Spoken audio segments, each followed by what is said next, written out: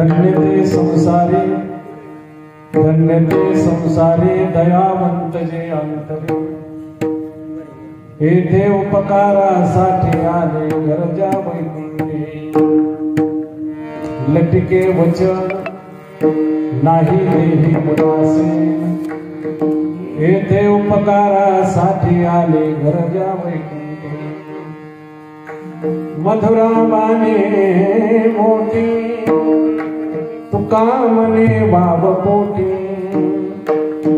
हे देव उपकारासाठी आले गरजा वैकुंठे, पांडुरंगा करून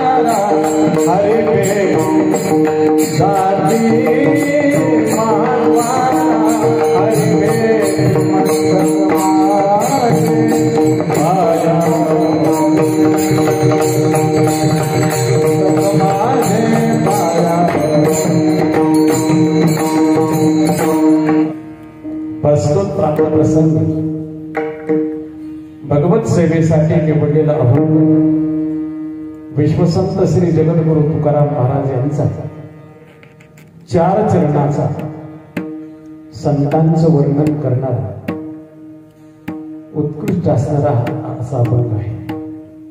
अभंगावर चिंतन करण्यापूर्वी अल्पसा परिहार.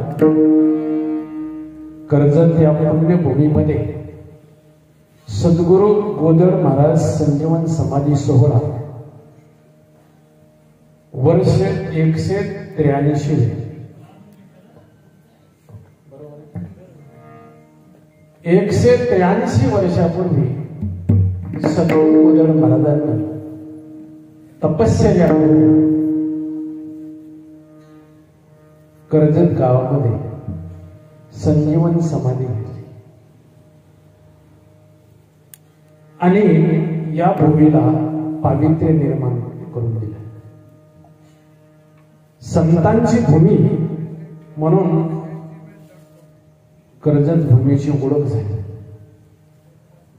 कर्जत गाव म्हटलं की सद्गुरु गोदड महाराजांचं नाव पुढे येतं. ते स्वतः तरुण गेले आणि आपल्याला तारण्यासाठी ही शक्ती दिली. या जगामध्ये कोण तरुण जातो आणि कोण बुडतो. काही लोक बुडतात, काही लोक जगात तरुण जातात. जे तरले जातात त्यांचं जगामध्ये नाव शिल्लक राहतं आणि जे बुडाले जातात त्याचा मूळ आणि मार्ग शिल्लक राहतात. बुडाले तयाचा मूळ मार्ग. जे तरतात त्यांचं नाव शिल्लक राहतं. सद्गुरु गोदड महाराजांच्या काळामध्ये समाज नसेल का, पण त्याच्यातील एखाद्या माणसाचं नाव शिल्लक राहून बाकी कोणाचं नाव शिल्लक राहिलं. त्यांच्या संबंधाने जे आले त्यांनी ते तारले. 183 वर्ष झाली तरी आपल्या हृदयामध्ये ते येऊन बसले. महापुरुष हे शरीराने जात असतात पण त्यांची शक्ती, त्यांची वाणी, त्यांचे विचार आणि त्यांचं वर्तन हे आपल्या समोर राहत असत. वाणी, विचार आणि वर्तन या 3 गोष्टी सत्पुरुषांच्या समाजामध्ये मार्गदर्शक म्हणून शिल्लक राहत असतात. का तर लोकांसाठीच लोकांमध्ये ते आलेले असतात. ते स्वतः करतात आणि आपल्याला तारतात. सतरती लोकांस तारायते. या जगात कोण करून जातो? कस्तरते माया. कोण करून जाईल या जगात? नारायणजी पुढे त्याचं उत्तर देतात. ते संघास तेजे येते, महानुभाव शेवते, निर्ममो भवते.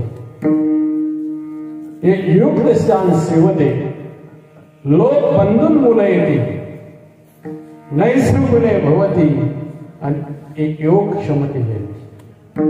एक कर्म फल तेजेती, कर्मानी संन्यसती, तत्व निर्द्वंद्व भवती. ही महात्म्यांच्या जीवनातील तरण्याची सूत्र आहे. आता हे विस्तार करायला आपल्याला वेळ नाही. कोण तरुण जातो जगामध्ये? हे संघास ते जे येते, दुसंगाचा जीवनामध्ये त्याग. दुसंग सर्वतही त्याज्य हा दुसंगाचा केलेला त्याग. दुसंग कोणते? का, क्रोध, मोह, स्मृतिभ्रंश, बुद्धिनाश, सर्वनाश करणं. ज्याला सर्वनाश जीवनामध्ये होतो ते दुसंग. महात्म्यांचं जीवन हे संघापासून आलं. हे संघास ते जे येते. आणि म्हणून सद्गुरु गोदड महाराज यांच्या जीवनातील सूत्र आहे मैत्री, करुणा, मुदितोपेक्षा नाम, सुख दुःख पुण्य पुण्यानाम, भावनात विषयात चित्त प्रसादनम. चित्ताची प्रसन्नता त्यांच्या जीवनामध्ये आहे. आणि ज्याचं चित्त प्रसन्न आहे त्याचा प्रभाव समाजामध्ये आहे. का? चित्त विक्षिप्त होण्याचे कारण आहे. पहिलं कारण आहे आपण मैत्री करत असताना कोणाची करतो. महात्म्यांनी जो सुखी माणूस आहे त्याची मैत्री केली, जो दुःखी माणूस आहे त्याच्याबद्दल त्यांना करुणा आली, जो पुण्यवान पुरुष आहे त्याच्याबद्दल त्यांना आनंद वाटला, आणि जो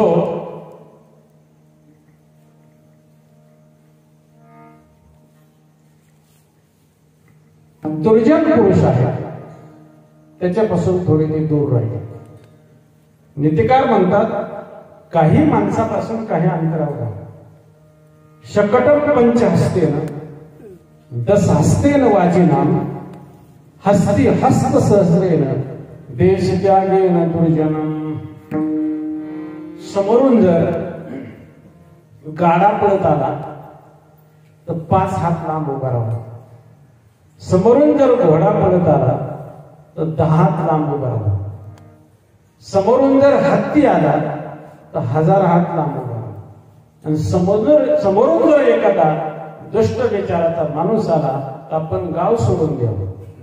देश त्यागेन दुर्जनापासून दूर राहिले. आणि सुखी माणसाची मैत्री. आपलं असं होत नाही. सुखी माणूस जर दिसला तर आपल्याला दुःख होत. कसं काय तुमचं बरं चाललंय? तो म्हणतो खूप आनंदात चाललंय की लगेच आपला चेहरा पडतो. आणि जर एखादा म्हटला काय सांगावं खूपच आमचं अवघड झालं, मग आपल्याला बरं वाटतं. सुखी माणसाची मैत्री, दुःखी माणसाबद्दल करुणा. सुखी माणूस दिसला की त्याच्याशी मैत्री केली पाहिजे. आपलं चित्त प्रसन्न आहे. महात्म्यांची शिकवण. एक पेशंट डॉक्टरकडे आले होते. डॉक्टर विचारलं काय झालं? त्या पेशंटने सांगितलं पोटात दुखतंय. डॉक्टरने इंजेक्शन दिलं, गोळ्या दिल्या. सांगितले 4 दिवसांनी परत भेटायला. ते 4 दिवसांनी पेशंट भेटायला आलं, त्यावेळी पोटाला हात लावून ओरडतच आलं. डॉक्टरने पाहिलं, का हो पोटात दुखायचं थांबलं नाही? नाही डॉक्टर, जास्त दुखायला. का बरं? चांगल्या गोळ्या इंजेक्शन दिलं तरी पोटात दुखायचं थांबत नाही का? तुमच्या पोटात कधी पुसून दुखते? त्या पेशंटने सांगितले, शेजाऱ्यानं बंगल्याचं बांधकाम सुरू केल्यापासून. आता जास्त का दुखायला लागला? तो म्हणला त्याचा 5वा मजला सुरू झाला. डॉक्टरने इंजेक्शन गोळी नाही दिली, मग त्याच्या कानठळीत ठेवली. तो म्हणला डॉक्टर मारता की काय? म्हणजे या आजाराला हाच उपाय सांगा. या आजाराला दुसरा उपाय झालं. सुखी माणूस दिसेल तर त्याच्याशी मैत्री जोडावी, संतांची शिकवण. दुःखी असेल त्याच्याबद्दल करू नये. महात्म्यांनी जीवनात जतन केलेली ही तत्व आहेत आणि मग त्यांची कीर्ती अजरामर आहे. 183वा समाधी सोहळा आपण आज संपन्न करतोय. प्रारंभाचा दिवस आहे. संयोजक मंडळानं पहिला दिवस माझ्याकडे दिलेला आहे. सगळी ज्येष्ठ मंडळी आहेत. आता सर्वांचा उल्लेख करायला आपल्याला वेळ नाही. चालीमध्ये 8 तास गेला आणि अजून आपल्याला चाली म्हणायची. जगद्गुरु तुकोबर आहे. माणूस दिसला की त्याच्या जीवनावर अभ्यास करायचा. माणूस त्यांच्या बरोबर बोलला की त्याचा स्वभाव त्यांना कळायचा आणि स्वभाव कळल्याबरोबर त्याच्याबद्दलचे विचार मांडायचे, त्याचे अभंग तयार व्हायचे. माणूस दिसला, हा माणूस मोठा कशाने झाला त्याच्याबद्दल विचार करायचा. एखादा पीडित दिसला तर याला पीडा कशामुळे झाली याच्याबद्दल ते विचार करायचा. एखादा सदन दिसला तर याच्या जीवनामध्ये यानं काय केलं हा सदन बनला. प्रत्येक गोष्टीचा त्यांनी अभ्यास केला आणि माणूस दिसला की त्या प्रत्येक मानवाचं त्यांना मन कळायचं आणि मन कळाल्याबरोबर त्याच्याबद्दल ते अभंग तयार करायचे. भारताची लोकसंख्या जगाची लोकसंख्या 600 कोटीच्या आसपास आहे आणि भारताची लोकसंख्या 135-38 40 कोटीपर्यंत झाला. कमी जास्त होतं का? कोरोनाचा काळ आहे, कमी होतोय आणि काही वेळेला जास्त होत. पण एकही व्यक्ती तुकोबरायांच्या अभंगातून चुकलेली नाही. प्रत्येक माणसासाठी अभंग येतो. मग तो माणूस पाहिला की त्याचा अधिकार त्या अभंगामध्ये आणायचा, त्याचं मन जाणायचं. एक वेळ चिंतामण देवाला ते भेटायला गेले. चिंतामण देव हे गणरायाचे उपासक होते चिंचवडी आणि तुकोबरायांची त्यांची मैत्री होती. त्यांना भेटायला गेले तर त्यांची पूजा चाललेली होती. महाराज दारामध्ये बसले. आत त्यांची पूजा चाललेली. पूजा चाललेली होती पण मन जागेवर नव्हतं. आपलंही तसंच होतं. आपण पूजा करतो पण मन जागेवर नसतं. पूजा चाललेली, मन त्यांचं बागेमध्ये गेलेले. नोकरांना पाणी दिलेलं नाही, बाग सुकलेली, काम चांगलं केलेलं नाही, हाताने पूजा चाललेली आणि मन बागेमध्ये आहे. पूजा संपल्यानंतर महाराज चिंतामण बाहेर आले आणि महाराजांना विचारलं, महाराज कधी आले? ते म्हटले तुम्ही बागेमध्ये गेले होते त्याच वेळेला. महाराजांना त्यांचं मन कळलं. प्रत्येक माणसाचं मन कळायचं म्हणून त्यांच्याबद्दल ते अभंग तयार करायचे. म्हणून त्या मानवामध्ये काही वर्ग पडले, अधिकार परतले, वर्ग पडले. माणसंच आहे पण एक जीवन आहे ते धिक्काराला पात्र झालेले आहे. एक जीवन जे आहे ते स्तुतीला पात्र झालेलं आहे. एक जीवन निंदेला पात्र झालेले आहे आणि एक जीवन धन्यतेला पात्र झाले. विठाला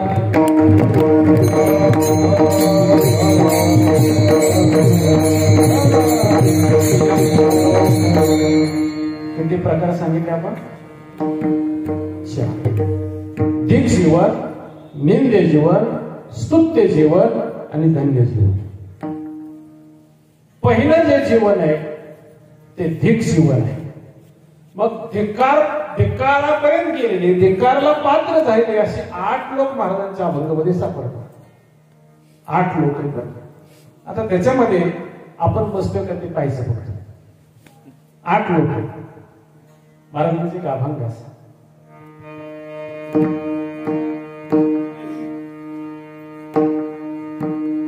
धिक्कीने जाचे बाजीने आधी, धिक्कीने जाचे बाजीने आधी,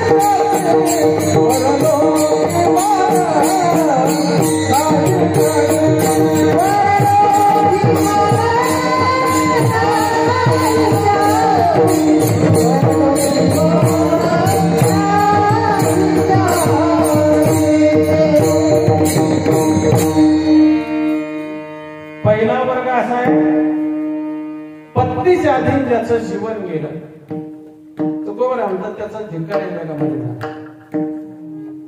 पत्नीच्या अधीन जीवन गेल्यामुळे तो पत्नीला तीर्थ मानू लागला.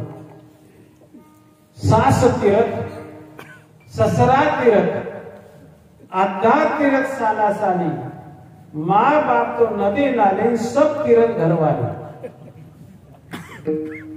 अर्थ कळला? सासरा तीर्थासारखा वाटतो, सासू तीर्थासारखी वाटते. त्याच्यापेक्षा अर्धी तीर्थ मेवणा मेवणी वाटते. आधा तीर्थ साला साली, माँ बाप तो नदी नाली, आई वडील नदी नाल्यासारखे वाटतात. आणि सगळ्या तीर्थात श्रेष्ठ तीर्थ सब तीर्थ घरवाले.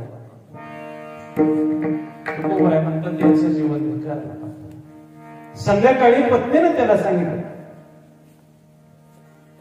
सांगते तुम्हाला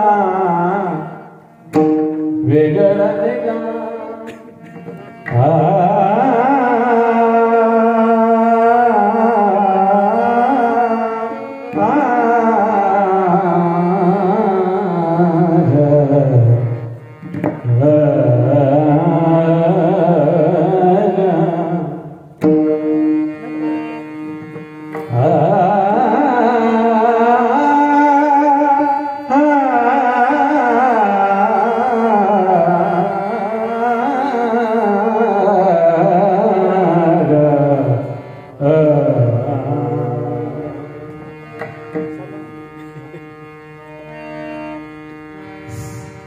सांगते तुम्हाला वेगळं वेगळं नातायचं आपण वेगळं कोणी संसार बघा.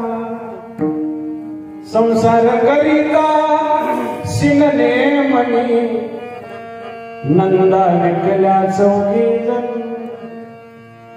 संसार करिता शिनने भारी, सासू सासरे घातले भरी. संसार करिता शिनले बहु, दादला विकोणी आलेले गहू. एका जनार्दनी संसार केला,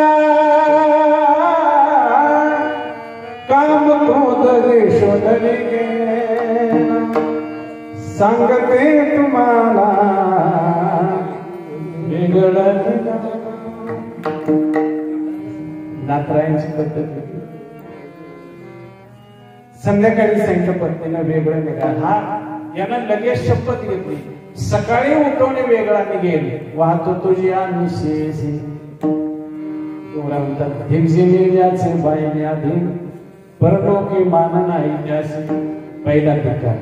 दुसरा धिक्कार आहे धिगजिने ज्याचे लोभावरी मन अतिथी पूजन तया कैसे. लोभी माणसाला धिक्कार. लोभी धन लोभी. त्याला किती धन आवडतंय तो म्हणतात सर्व भावे लोभ्या आवडे हे धन. आम्हा नारायण धन इतकं आवडतंय. कृपण धन लोभेन सो भार्या नाभी गच्छते. आजान जायते पुत्रम सर्वहितम हरे. लोभी माणसाला धिक्कार केला. लोभी माणसाला गुरु आणि बंधू लागला. कामातुरा ना भयम न लज्जा अर्थातुरा ना गुरु न बन शुद्धातुरा ना कटवम न लवण. कामातुर माणसाला लाज भीती नाही. अर्थातुर माणसाला गुरु आणि बंधू नाही. आणि भोकेलेल्या माणसाला खारट आणि आंबट नाही. लोभी माणसाला धिक्कार केला. धिगजिने ज्याचे लोभावरी मन अतिथी पूजन तया कैसे. तिसरा धिक्कार केला. धिगजिने अलस निद्रा फार आम्ही तहा राभोरिया. आळशी माणसाचा धिक्कार आणि अति झोपळ माणसाचा धिक्कार केला. आळस काही माणसाला खूप आळस आहे आणि त्या आळसाचा धिक्कार केला. किती आळस आहे. आळसाचा कळस इतका आळस आहे. जुने कीर्तनकार उदाहरण सांगायचे. जांभळेच्या झाडाखाली एक माणूस झोपलेला आहे आणि वरून पिकलेलं जांभळ त्याच्या नेमकं होटावर पडलं. पण त्याला ते हात सुद्धा ढकललं नाही. हात सुद्धा उचललं नाही. जांभळ सुद्धा ढकललं नाही. ओट्यावर बसून एक चालला होता आणि त्याला हात मारत होता. इकडे म्हटलं का एवढं जांभळ ढकललं माझं. ओट्यावर बसून चाललेला माणूस म्हणू लागला अरे तुझ्या शेजारी झोपलेल्या त्याला उठव ना. आता शेजारी म्हणजे याचा सक्का भाऊ. तो उठून बसला आणि सांगितलं याच जांभळ मी ढकलणार नाही. का रात्रभर माझ्या कुत्र्याने तोंड साठला हाड सुद्धा म्हटलं नाही.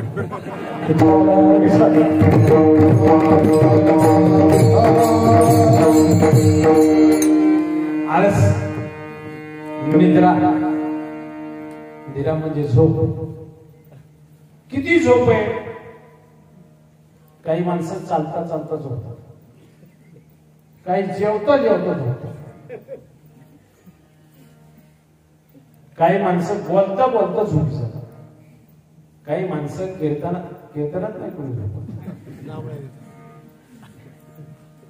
चालता चालता झोपणारी माणसं. जेवता जेवता माणसं झोपतात.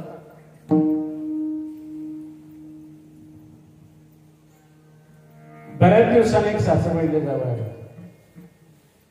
आणि जेवता जेवता झोप लागली. डुकली मारायची आणि घासून जायचं. त्या झटक्याबरोबर इस्त्रीची कडक टोपी गोळवण्यामध्ये पडली. तशी टोपी सोडायचा आणि झोपेत म्हटला मामीनं पोळ्या जरा कडक केल्या. शेजाऱ्यानं पाहिलं सांगितलं पोळ्या कडक नाही टोपी सोडली सगळी. जेवता जेवता झोपी जातात.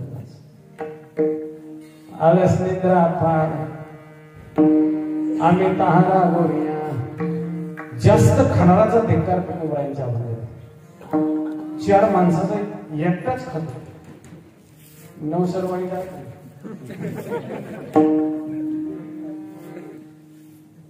आपल्याकडे म्हणाय ना 60 गावचे 60 आणि 9 सर्वाडीचे 8. आम्ही तहारा गोरिया. तुका म्हणे ऐसे ढीग झाले लोक निंदक बालक नरका जाती. निंदा करणारे, वाद करणारे यांचा धिक्कार केला. असे 8 लोक आहेत ते धिक्काराच्या यादीमध्ये गेले. आता दुसरं जीवन आहे ते निंदे जीवन आहे. निंदे जीवन कोणाचं निंदे जीवन झालं? तुकोबराय म्हणतात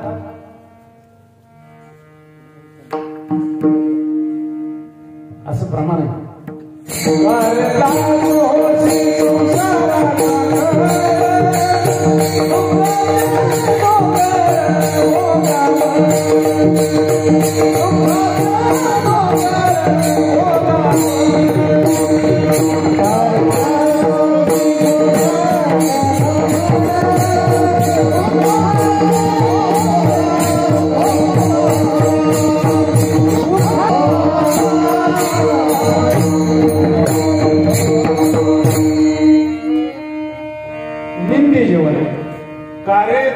होशी संसाराचा खर दुःखाचे डोंगर भोगावया.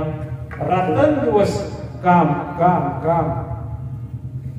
अहो चला कीर्तनाला. ते म्हणले मरायला सुद्धा सवड नाही. मरायला सवड नाही. रात्रंदिवस काबार कष्ट करतो. धर्म, देश, देव, समाज काहीच आठवत नाही. त्यांचं जीवन नेमके जीवन कुठल्याच प्रकारचा नेम केला नाही. त्याला काय म्हणणार? काही व्यक्तीने मावे अन्न खायतो स्वान वाया मनुष्य पण भार वाहितो वश. तुकोबरायांना विचारलं, महाराज हा माणूस कुठलाच नेम करत नाही, याला काय म्हणायचं? म्हणजे बैल म्हणा. भार वाहितो वश निंदे जीवन आहे.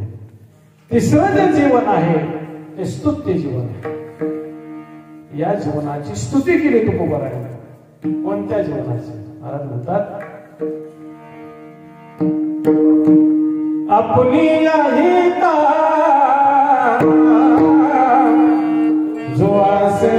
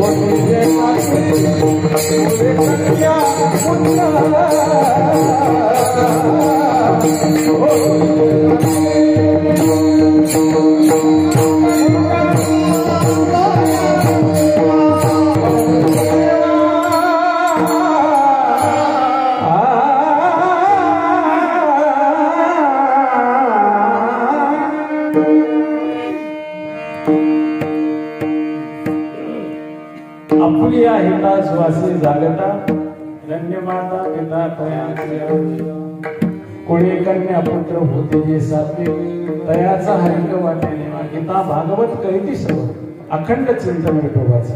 तुका म्हणे मज घडो त्यांची सेवा तरी माझ्या दैवा पारणा. या जीवनाची स्तुती केली तुकोबाराया. आता चौथं जीवन आहे ते धन्य जीवन आहे. धन्य जीवन कोणाचं आहे? तुकोबाराया म्हणतात ज्यांच्या अंतःकरणामध्ये दया नावाचा गुण आहे. या मृत्यू लोकामध्ये ते आलेले आहेत आणि त्यांचं जीवन आहे धन्य जीवन आहे असं पहिल्या चरणामध्ये.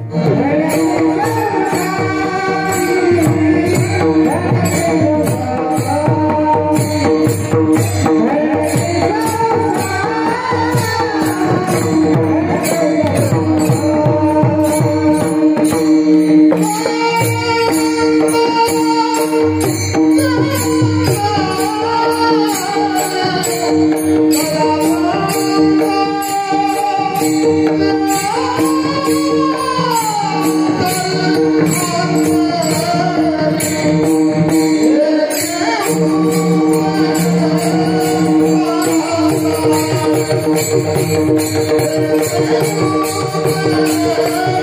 Thank you.